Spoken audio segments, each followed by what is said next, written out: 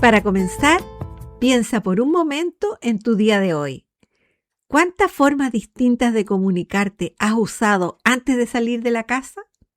Quizás escribiste un WhatsApp, respondiste con un emoji, escuchaste un audio acelerado o buscaste algo en Internet. Hace menos de 30 años, esas formas de comunicación no existían y, sin embargo, hoy nos parecen completamente normales. Entonces, ¿está cambiando solamente la tecnología o también está cambiando el lenguaje?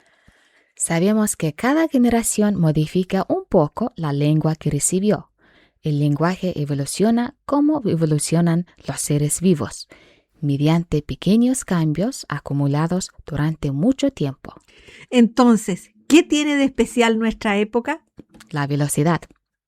No porque ahora inventemos más palabras que antes, sino porque una innovación lingüística puede recorrer el planeta en cuestión de horas. Un modismo creado por un adolescente en Seúl puede aparecer pocos días después en conversaciones entre jóvenes de Santiago, Buenos Aires o Madrid. Nunca antes una expresión había viajado tan lejos y tan rápido. Claro, porque basta pensar en palabras que hoy usamos con absoluta naturalidad, como podcast, streaming, selfie, spoiler o prompt. Y hace apenas unos años, muchas de ellas ni siquiera existían en nuestras conversaciones cotidianas. Claro que no existía. Y hay un cambio que siempre me ha intrigado. Tiene que ver con algo pequeño.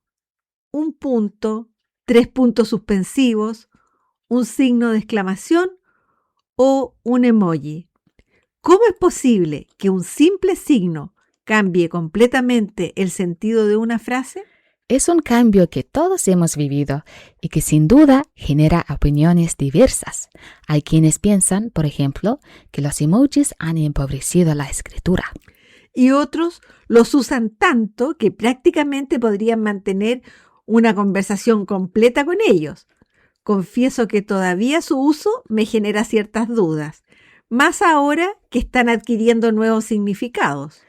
No es simple el tema, aunque cuando empecé a leer lo que dicen los lingüistas y especialistas en comunicación digital, descubrí que los emojis no reemplazan el lenguaje. En realidad responden a un problema que la escritura ha tenido desde hace miles de años.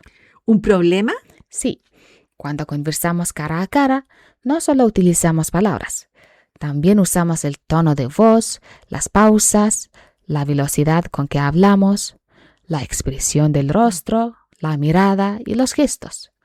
Todo eso ayuda a interpretar lo que realmente queremos decir. Cuando escribimos, gran parte de esa información desaparece. Es verdad. Si yo escribo simplemente "qué buena idea", puede sonar como un elogio sincero o como una ironía. Todo depende del tono con que imaginamos esa frase. Exactamente. Y por eso la escritura fue desarrollando poco a poco recursos para recuperar parte de esa información. Los signos de interrogación indican una pregunta. Los signos de exclamación transmiten intensidad. Los puntos suspensivos pueden expresar duda, expectativa o incluso ironía. Las mayúsculas sugieren énfasis. La repetición de letras puede alargar un sonido o transmitir entusiasmo. Y los emojis representan el paso más reciente en esa larga evolución. Entonces, los emojis ampliaron el repertorio emocional de la escritura. Podríamos decir que añadieron una nueva paleta de matices para expresar emociones, actitudes y intenciones. Me gusta esa idea. Es como si la escritura hubiera ido incorporando nuevas herramientas para acercarse un poco más a la riqueza de una conversación cara a cara. Exactamente. Y eso explica por qué un mismo mensaje puede cambiar completamente de significado dependiendo del emoji que lo acompañe. Piensa en esta frase. Nos vemos mañana. Por sí sola parece neutra, pero si añadimos cara de sonrisa, transmite cercanía. Si agregamos cara de risa con gota de sudor, puede sugerir alivio o cierta incomodidad. Y con cara de duda podría interpretarse incluso como fastidio o resignación. Las palabras no cambiaron. Lo que cambió fue la manera en que interpretamos la intención de quien escribe. Entonces, cuando decimos que un emoji expresa una emoción, en realidad está ayudando al lector a interpretar el mensaje de una forma más parecida a cómo lo haría si estuviera conversando frente a frente. Así es. Durante un tiempo pensé que los emojis eran una señal de que escribíamos peor. Ahora me parece que son un ejemplo de cómo el lenguaje sigue adaptándose a nuestras necesidades de comunicación. No sustituyen las palabras, las acompañan y amplían nuestras posibilidades de expresión. Qué curioso. Al comenzar este programa pensábamos que la tecnología estaba cambiando el lenguaje. Ahora parece que el lenguaje está haciendo algo que siempre ha hecho, adaptarse a nuevas formas de comunicarnos. Y esa capacidad de adaptación quizá sea una de las razones por las que algunas lenguas han sobrevivido durante miles de años. Confieso que yo imaginaba que la globalización podría hacer desaparecer las diferencias lingüísticas. Sin embargo, no solo conservamos nuestras formas de hablar, también seguimos creando otras nuevas, porque cada comunidad encuentra maneras propias de expresar su identidad, su historia y su forma de relacionarse. ¿Creando nuevas? ¿Podrías darnos un ejemplo? Claro, pensemos en Sheng, una variedad lingüística que surgió en Nairobi, la capital de Kenia, alrededor de los años 60 del siglo pasado.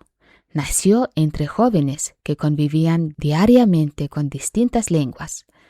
En lugar de elegir una u otra, las mezclaron. Hoy incorpora elementos de Swahili, del inglés y de varias lenguas locales y continúa evolucionando. Es decir, no apareció porque alguien lo planificara.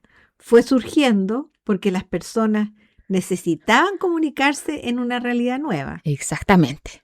Y eso nos muestra que las lenguas no cambian únicamente por decisiones académicas. Se modifican porque cambia la vida de quienes las hablan. Y este no es un caso aislado, ¿cierto? No, algo parecido ocurrió en la década de los años 70 y 80 con el Light World Piri en Australia. Los niños crecieron escuchando distintas lenguas en su entorno. Sin proponérselo, comenzaron a combinarlas de una manera nueva. Con el tiempo, esa forma de hablar adquirió reglas propias. Ya no era simplemente una mezcla, era una nueva lengua. ¡Qué interesante! Siempre me imaginé que una lengua nacía muy lentamente a lo largo de siglos. Muchas sí, pero otras pueden surgir en pocas generaciones cuando cambian profundamente las condiciones sociales. ¿Y sabías que hay idiomas que fueron creados deliberadamente? La primera vez que yo lo escuché pensé, ¿quién haría algo así? ¿Para qué? Y las razones por las que alguien decide inventar una lengua dicen mucho sobre la imaginación humana. Yo pienso lo mismo.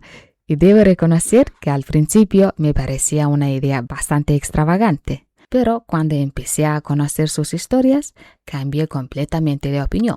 Descubrí que cada una responde a diferentes preguntas. ¿Cómo cuáles? Por ejemplo, ¿será posible crear un idioma que facilite el entendimiento entre personas de distintos países?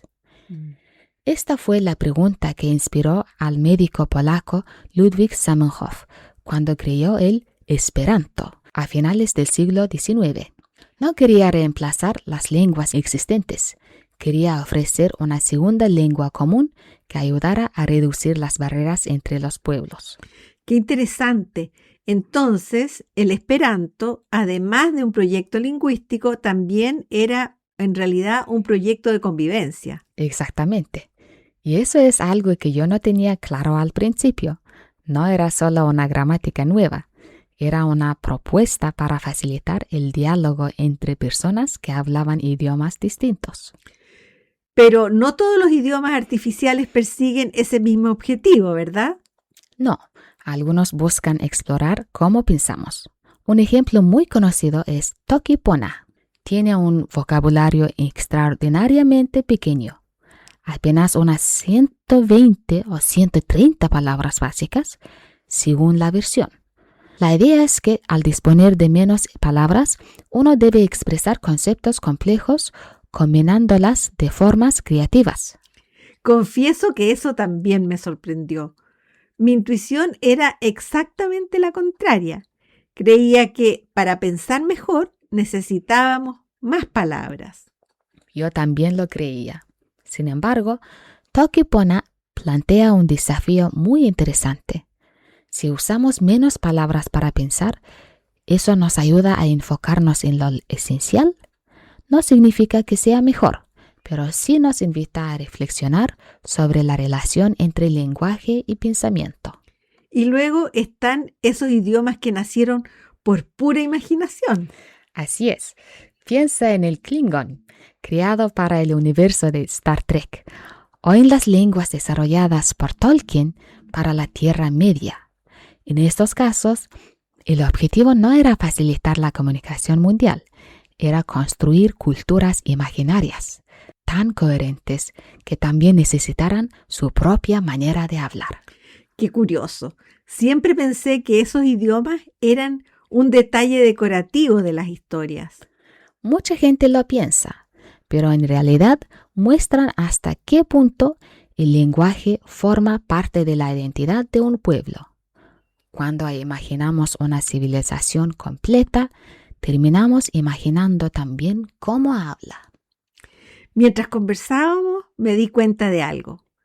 Cada una de estas lenguas responde a una necesidad distinta. Una busca favorecer la convivencia. Otra nos hace reflexionar sobre nuestra forma de pensar. Y otras enriquecen mundos imaginarios. Claro, las lenguas no existen solamente para transmitir información. También expresan nuestros sueños, nuestras preguntas, nuestra creatividad y nuestra manera de comprender el mundo. Y hasta ahora hemos hablado de seres humanos creando lenguas, aunque el cambio más profundo es que estamos aprendiendo una forma completamente nueva de comunicarnos. Y curiosamente, esa nueva forma de comunicación es para conversar con las máquinas. Y aquí es donde la historia del lenguaje da un giro inesperado. Claro, porque hasta ahora cada nueva forma de comunicación surgía para entendernos mejor entre seres humanos. Y hoy estamos aprendiendo a comunicarnos con inteligencias artificiales. Y tengo que reconocer que cuando comenzó a hablarse de los prompts, pensé que era simplemente una palabra nueva. Pero ahora me doy cuenta que es mucho más que eso. Yo tuve exactamente la misma impresión. Pero mientras más estudiaba este fenómeno, mejor comprendí que un prompt no es solo una instrucción, es un nuevo tipo de diálogo. No consiste únicamente en decirle algo a una máquina, consiste en aprender a formular mejor nuestras propias ideas. Al comienzo creíamos que la inteligencia artificial iba a enseñarnos respuestas y resulta que muchas veces nos obliga a hacernos mejores preguntas. Exactamente. Y eso cambia completamente la perspectiva, porque para obtener buenos resultados no basta con escribir cualquier cosa. Hay que explicar el contexto, precisar lo que buscamos, reformular, probar alternativas, corregir, volver a preguntar. En otras palabras, hay que pensar con mayor claridad. Entonces podría decirse que aprender a conversar con una inteligencia artificial también nos está enseñando a comunicarnos mejor entre nosotros. Es una posibilidad muy interesante. Todavía es pronto para responder con certeza, pero ya hay algo evidente, las herramientas cambian. Si soy sincera, inicialmente estaba convencida que la inteligencia artificial era la gran protagonista. Yo también, aunque ahora tengo claro que los protagonistas somos y siempre hemos sido nosotros, los seres humanos. Porque fuimos nosotros quienes inventamos las palabras, creamos nuevas lenguas, imaginamos idiomas enteros incorporamos emojis y seguimos buscando formas cada vez más precisas de expresar lo que pensamos y sentimos. Y esa puede ser una de las características más extraordinarias de nuestra especie. Estamos siempre reinventando las herramientas con las que construimos significado. Porque cada palabra nueva, cada idioma que nace, cada símbolo que inventamos, cada conversación que transforma nuestra manera de pensar, es una muestra de algo profundamente humano. El lenguaje es también una de las manifestaciones más extraordinarias de nuestra creatividad. Y mientras existan personas capaces de imaginar nuevas formas de comprenderse, el lenguaje seguirá evolucionando. Quizás el futuro del lenguaje no está escrito, porque lo seguimos escribiendo entre todos con cada conversación. Por eso, los invitamos a unirse a Ojo de Águila y así juntos aprender a mirar mejor. Y mirar mejor significa observar con atención, comprender con profundidad y mantener la curiosidad suficiente para descubrir aquello que antes pasábamos por alto.